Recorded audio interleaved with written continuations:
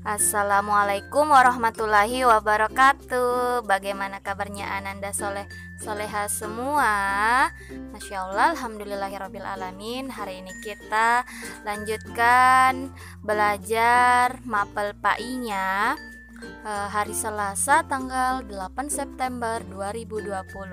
Ananda Soleha, sebelum kita mulai, ayo kita berdoa dulu ya. Bismillahirrahmanirrahim. Rabbi zidni ilman warzuqni fahman. Rabbi israh li sadri wa yassir li amri wahlul 'uqdatam min lisani yafqahu qawli. Allahumma inni as'aluka ilman nafi'an wa rizqan thayyiban wa amalan mutaqabbalan. Amin. Amin ya rabbal alamin. Semoga kita dimudahkan Allah memahami apa yang akan dipelajari hari ini. Nak soleha, minggu lalu kita sudah penilaian pertama mapel PAI dan Masya Allah semuanya nilainya bagus-bagus. Nah, hari ini kita lanjutkan pelajaran kita, yaitu pada halaman 34. Kita akan belajar tentang Allah Maha Pemberi. Jadi, Allah Maha Pemberi merupakan salah satu Asmaul Husna.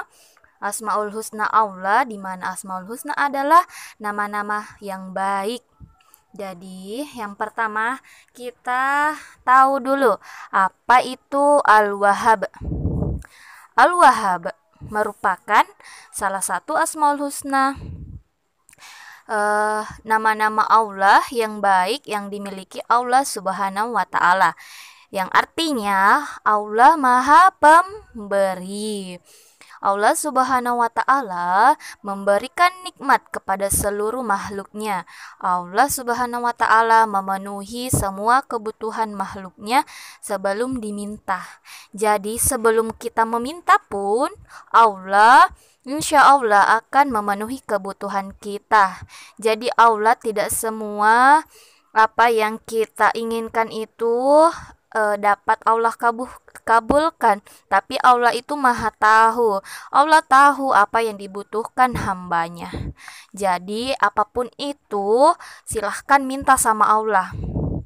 Allah akan mengabulkannya sesuai dengan kebutuhan kita. Nah, Allah Subhanahu wa Ta'ala memberi kepada siapa saja yang dikehendakinya, baik orang yang beriman maupun tidak beriman. Allah Subhanahu wa Ta'ala Maha Pemberi tanpa syarat, tanpa batas dan tanpa pamrih. Jadi Allah itu memberi kebutuhannya kita, mengabulkan doa kita tanpa syarat. Jadi Allah itu Maha Pemberi tanpa syarat, tanpa batas dan tanpa pamrih. Maksudnya tanpa pamrih, Allah itu tidak pernah meminta imbalan dari hambanya ketika sudah mengabulkan doanya atau sudah memenuhi kebutuhannya. Nah, adapun firman Allah Subhanahu wa Ta'ala tentang Asmaul Husna Al-Wahhab yang Maha Pemberi.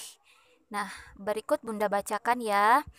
Bismillahirrahmanirrahim. Rabbana la tuzigh qulubana ba'da idh hadaina wa hab lana min ladunka rahmah innaka antal wahhab. Artinya, mereka berdoa, ya Tuhan kami, janganlah Engkau condongkan hati kami kepada kesesatan setelah Engkau berikan petunjuk kepada kami, dan karuniakanlah kepada kami rahmat dari sisi-Mu, sesungguhnya Engkau Maha Pemberi. Quran Surah Ali Imran, surah ketiga ayat 8. Jadi itu adalah tentang firman Allah, di mana tentang Asmaul Husna Al-Wahhab yang Maha Pemberi. Nah, yang kedua, kita mempelajari bagaimana menerapkan makna Al-Wahhab, Allah Maha Pemberi dalam kehidupan sehari-hari. Nah, apa contohnya? Apa contohnya kalau kita itu bisa meneladani nama-nama Allah Subhanahu wa taala, yaitu Maha Pemberi. Allah saja Maha Pemberi, apalagi kita ya. Nah, jadi kita harus meneladani nama-nama Allah, yaitu Allah Maha Pemberi. Allah Subhanahu wa taala yang Maha Pemberi mencintai orang yang dermawan. Nah, Allah itu mencintai orang yang dermawan. Orang yang dermawan senang membantu orang yang membutuhkan tanpa pamrih dan mengharap pujian. Jadi orang-orang dermawan itu orang-orang yang suka menolong orang tanpa pamrih, tanpa mengharap pujian, tanpa imbalan atau tidak berharap dipuji. Baiknya tahu ini, baiknya tahu Bunda Asya. Nah, tolong Kak, tidak begitu ya. Jadi kita tidak mengharap pamrih atau mengharap pujian. Nah, contohnya berbagi dengan anak-anak yang tidak membutuhkan, berbagi dengan sesama, berbagi dengan teman, berbagi dengan orang yang membutuhkan, membantu korban bencana alam seperti banjir. Biasa kita memberikan donasi, walaupun sedikit, yang pastinya kita dapat mengurangi sedikit beban dari teman kita, orang-orang yang di sekeliling kita, orang-orang yang membutuhkan bantuan kita. Jadi, bersyukurlah kepada Allah Subhanahu wa taala dengan lisan dan perbuatan. Bersyukur dengan lisan yaitu dengan mengucapkan alhamdulillah, yaitu alhamdulillahirabbil alamin. Jadi, ketika kita masih bisa bernafas, masih bisa hidup di dunia, manfaatkan sebaik mungkin kesempatan yang diberikan Allah. Jangan lupa bersyukur atas nikmat yang telah diberikan. Nah, nikmat Allah Subhanahu wa taala itu sangat banyak. Manusia tidak akan mampu menghitungnya. Tugas manusia hanya selalu bersyukur kepada Allah Subhanahu wa taala atas segala nikmatnya. Nah, kita lanjutkan pelajaran kita pada pada pelajaran 4, hidup tenang dengan berperilaku terpuji. Nah, kita akan belajar tentang tanggung jawab pada halaman 43. Jadi apa sih tuh tanggung jawab? Tanggung jawab artinya bersungguh-sungguh dalam melakukan sesuatu dan bersedia menerima akibat perbuatannya. Setiap manusia mempunyai tanggung jawab baik terhadap diri sendiri, keluarga, agama maupun lingkungan sekitar. Nah, itu tadi arti dari tanggung jawab. Jadi, bersungguh-sungguh dalam melakukan sesuatu dan bersedia menerima akibat perbuatannya. Berani berbuat, harus berani bertanggung jawab. Jadi, tanggung jawab bukan cuma untuk diri kita sendiri, tapi kepada orang lain, kepada keluarga, agama, dan lingkungan sekitar. Nah, adapun ciri-ciri orang yang memiliki tanggung jawab atau orang yang bertanggung jawab adalah yang pertama, memiliki sikap percaya diri, berperilaku tidak merugikan orang lain, berhati-hati dalam melakukan sesuatu, disiplin dan bersikap tenang dan berpikir positif. Jadi itu ciri-ciri orang yang bertanggung jawab. Kalau Ananda merasa sudah percaya diri, berperilaku tidak merugikan orang lain, hati-hati dalam melakukan sesuatu, disiplin dalam melakukan sesuatu, dan selalu tenang dan selalu berpikir positif, insya Allah Ananda sudah termasuk orang yang bertanggung jawab. Nah, selanjutnya ada hadis tentang tanggung jawab. Nah, hadis tentang tanggung jawab ini diriwayatkan oleh hadis riwayat Al-Bukhari. A'udzu billahi minasy syaithanir rajim. Bismillahirrahmanirrahim.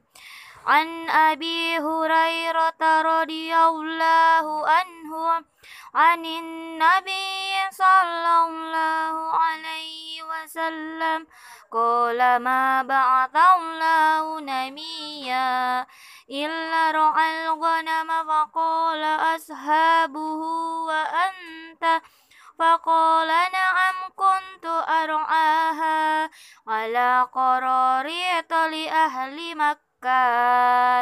Sadaqallahul azim. Jadi itu tadi hadis riwayat Al-Bukhari yang artinya tidaklah Allah mengutus seorang nabi melainkan dia menggembalakan kambing. Para sahabat bertanya, termasuk engkau juga?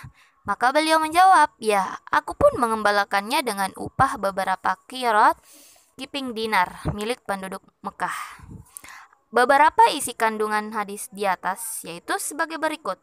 Setiap manusia adalah pemimpin bagi dirinya sendiri, betul sekali ya. Jadi kita harus bisa memimpin diri kita sendiri. Harus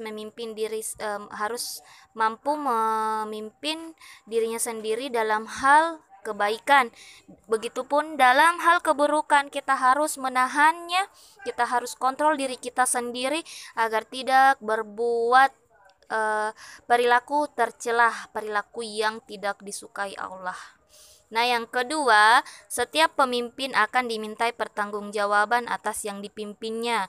Jadi, bagi para pemimpin nantinya akan mempertanggungjawabkan apa yang telah dilakukan selama memimpin orang-orang tersebut. Misalkan ketua kelas, apakah dia selama menjadi ketua kelas berperilaku yang adil, berperilaku sebagai pemimpin yang baik untuk anggota-anggotanya. Nah, nanti di akhirat akan dipertanggungjawabkan.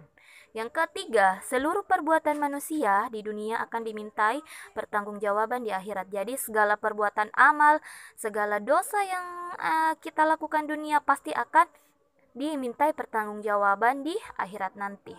Yang ketiga, menampilkan perilaku tanggung jawab dalam hidup sehari-hari. Nah, bagaimana kita menerapkan perilaku tanggung jawab dalam kehidupan hidup sehari-hari? Berikut Bunda akan berikan satu persatu contoh dari perilaku tanggung jawab yang biasa kita lakukan dalam kehidupan sehari-hari. Yang pertama, melaksanakan ibadah dengan sungguh-sungguh. Nah, itu merupakan kewajiban kita sebagai umat muslim, harus melaksanakan ibadah dengan sungguh-sungguh.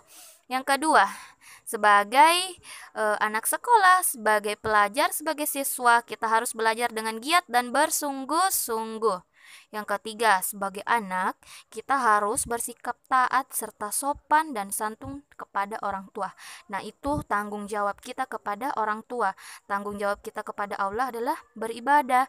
Tanggung jawab kita kepada guru yaitu belajar dengan bersungguh-sungguh. Dan tanggung jawab kita kepada lingkungan sekitar kita yaitu menjaganya dan melestarikannya. Contohnya ini membersihkan, kerja bakti bersama teman. Itu tanggung jawab kita. Harus menjaga ciptaan Allah. Nah, kini aku tahu. Allah Subhanahu wa taala berfirman yang artinya setiap orang bertanggung jawab atas apa yang telah dilakukannya. Quran surah Al-Muddatsir surah ke-74 ayat 38. Jadi sebagai anak muslim, kita sejak dini harus membiasakan diri kita untuk belajar dengan giat. Kerjakan tugas-tugas dari sekolah karena itu merupakan tanggung jawab kita. Itu merupakan kewajiban kita sebagai murid. Itu tanggung jawab kita kepada orang tua, kepada guru, dan juga kepada Allah karena nantinya akan dipertanggungjawabkan apakah si A benar-benar belajar dengan baik di sekolah atau tidak. Nah, selanjutnya ayo kita berlatih. Silakan Ananda Soleh-Soleha dibuka bukunya pada halaman 45, kemudian dikerjakan ya nomor 1 dan nomor 2. Nomor 2, dikerjakan di buku tulis. Nomor 1, dikerjakan di buku cetak. Oke, Ananda Soleh Soleha, Bunda mohon maaf jika pada penjelasan Bunda itu kurang jelas dan banyak salah-salah kata. Bunda mohon maaf sayang ya, karena tidak ada manusia yang sempurna. Wassalamualaikum warahmatullahi wabarakatuh.